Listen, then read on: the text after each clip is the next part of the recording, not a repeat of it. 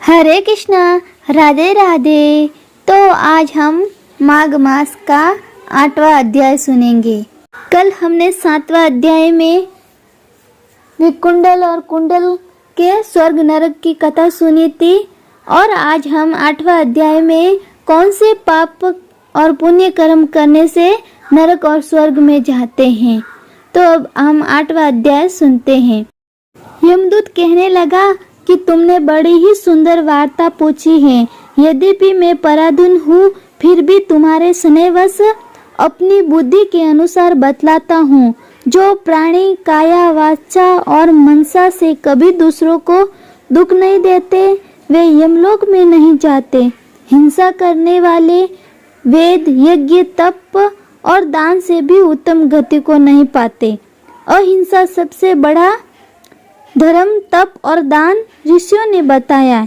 जो मनुष्य जल या पृथ्वी पर रहने वाले जीवों को अपने भोजन के लिए मारते हैं, वे कालसूत्र नामक नरक में पड़े रहते हैं और वहां पर अपना मांस खाते हैं और रक्त पीप पान करते हैं तथा पीप की कीच में उनको कीड़े काटते हैं।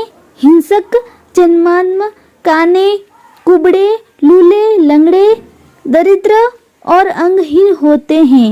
इस कारण इस लोक तथा परलोक में सुख की इच्छा रखने वाले को काया वासा तथा मन में दूसरों का द्रोह नहीं करना चाहिए। जो हिंसा नहीं करते, उनको किसी प्रकार का भय नहीं होता है। जिस तरह सीधी और टेढ़ी दोनों प्रकार की बहने वाली नदियां समुद्र में मिल जाती हैं, वैसे ही सब धर्म अहिंसा में प्रवेश कर जाते हैं। ब्रह्मचारी, ग्रस्त, वानप्रस्थी तथा सभी अपने अपने धर्म का पालन करते और जितेंद्रिया में रहने वाले ब्रह्मलोक को प्राप्त करते हैं। जो जलाशय आदि बनाते हैं और सदैव 5 यज्ञ करते हैं, वे यमपुरी में नहीं जाते। जो इंद्रियों के वशीभूत नहीं है, वे वेदवादी और नित्य ही अग्नि अर्थात हवन आदि का पूजन करते हैं, वे स्वर्ग को जाते हैं। युद्ध भूमि में जो सूरवीर मर जाते हैं, वे सूर्य लोक को प्राप्त होते हैं।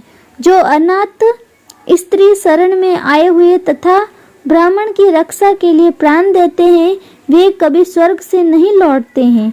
जो मनुष्य लूले, लंगड़े, वृद्ध, अनाथ तथा गरीबों का पालन करते हैं, वह भी स्वर्ग में जाते हैं। जो मनुष्य गौओं के लिए पानी का आश्रय करते हैं तथा कुआं, तालाब और बावड़ी बनवाते हैं, वे सदैव स्वर्ग में निवास करते हैं। जैसे जैसे जीव इनमें पानी पीते हैं, वैसे ही उनका धर्म बढ़ता है। जल से ही मनुष्य के प्राण हैं, इसलिए जो प्याऊ आदि लगाते हैं, वह अक्षय स्वर्ग को प्राप्त होड़े। बड़े बड़े यज्ञ भी वह फल नहीं देते हैं, जो अधिक छाया वाले वृक्ष मार्ग में लगाने से देते हैं।